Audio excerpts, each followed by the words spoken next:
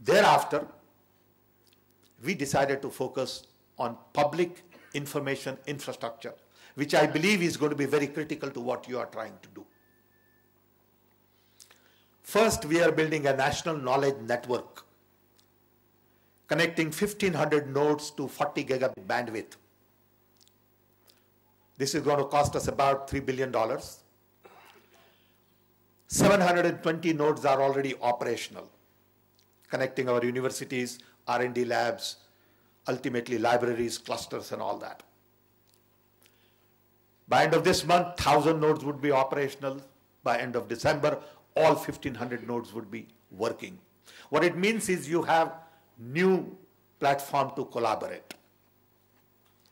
When you have 40 gigabit bandwidth or 2 gigabit bandwidth, you can do things differently. This is part of the program to democratize information, which is related to transparency, accountability, openness, all of that. This also connects 20,000 of our colleges today and will connect 37,000 colleges to this network. In addition, we are building another network to connect 250,000 panchayats, which is going to cost us probably another $5 billion. We already have 1 million kilometers of optical fiber. We are adding another 400,000 kilometers to connect all panchayats.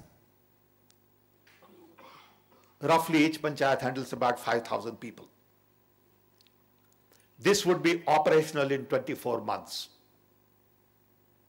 When you do this, you begin to look at delivery of public services very differently.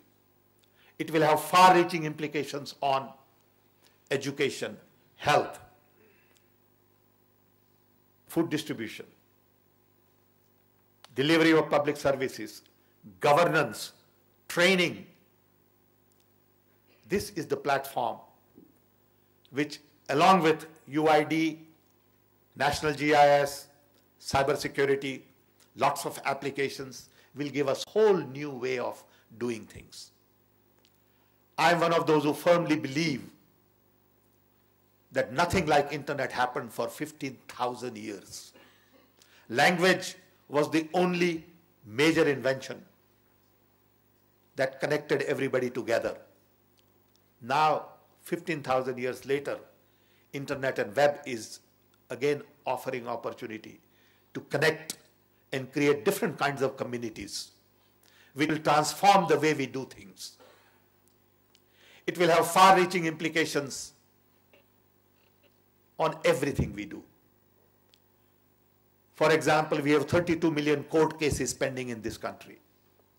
It takes 15 years to get justice.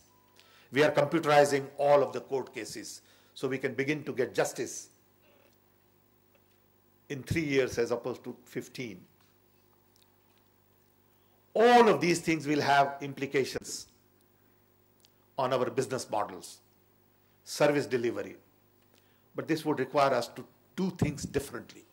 And it is a group like, or this is the group, or this is the kind of group that would help us in doing things differently. The change will have to come from the bottom and not necessarily from the top. Top is not really in tune with the new tools. So the young will have to drive new business models in this country. All of this requires innovations. It requires you to think differently. So then we decided to create a National Innovation Council with 17 people focusing on innovation as a platform. So it's no longer about science and technology and labs. It's more about social innovations, innovations in education, agriculture, health, and all of that.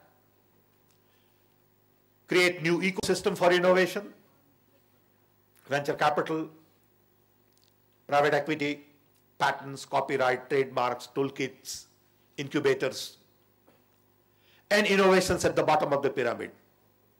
Innovations for the poor, innovations to solve larger societal problems. I firmly believe that the best brains in the world are busy solving problems of the rich, who really don't have problems to solve. As a result, problems of the poor really don't get the kind of talent you need. It is this kind of talent that really is required to solve the problems of the poor. We have the largest number of poor in the world, and we have huge amount of potential talent. As a result, I believe we have moral responsibility to solve the problems of the poor. Recently, I've been talking to Africa, and at least 5 or 7 leaders in Africa have told me, Sam, we need India to help us solve the problems of the poor. India is thinking differently. We have looked to West for too long, and we find their solutions are not scalable. Their solutions are very expensive. We can't have $50,000 tuition per year for undergraduate school. We need Indian models of development. So we really need to fine-tune our models. We need to really solve problems not for just our poor, but for the poor in the world. So we need different kinds of drivers for innovations. We need discourse on innovation. So as part of the National Innovation Council, we wrote to all the state chief ministers to create state-level councils. I believe 20 state-level councils have been created. We are creating sectorial councils, biotech, nanotech, pharmacy, leather, cancer, diabetes, agriculture. In each of these, we need domain experts. If we create these hundreds of councils, we will then have few thousand people championing innovation in the country. 17 people can't do much. These domain experts will also tell us what we need to do as part of the roadmap for innovations for the decade, 2010-2020. Government has already announced this as the decade of innovation. And it's not by some impulsive response that we decided it has to be a decade of innovation. It is all connected. Starting with telecom, liberalization, knowledge initiative, public information infrastructure, innovation. All of this is linked as part of a larger strategy that perhaps we have not been able to communicate well. Then we have a program to focus on creating innovation fund. We have already announced a $1 billion inclusive growth-based innovation fund for the bottom of the pyramid. Finance Minister Pranab Mukherjee has already allocated 100 crore for this year.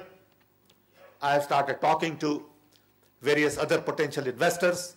As soon as 500 crore is in the kitty, we plan to operationalize this by June, July. This fund would be useful to people like you with good ideas to scale on commercial basis with right business model through appropriate approvals from the investment committees. We'll give you support system that you need. There has been a very good response.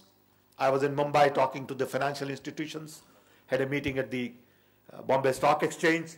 The response has been very positive. Similarly, we are also working to seed innovations at clusters.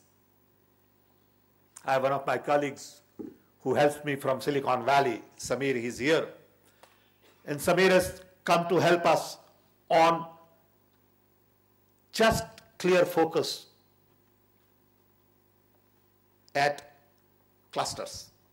We have about 150 clusters in the country. These clusters consist of anywhere from 200 to 500,000 people working. In bamboo cluster, we have 300,000 employees. They are threatened with Chinese import. They might lose 300,000 jobs over a period of time if we don't bring innovations. So we are going in there, connecting them to CSIR, universities, teaching them to set up incubator, training. Tata is helping us on training. So we are really creating ecosystem at cluster. We have 7 clusters under trial. Once we get these trials going, then we will sort of scale it to 50 and 150. Similarly, we want to seed innovations at universities. Delhi and MS University, Baroda are now the pilots. We hope to create innovation centers at 50 universities.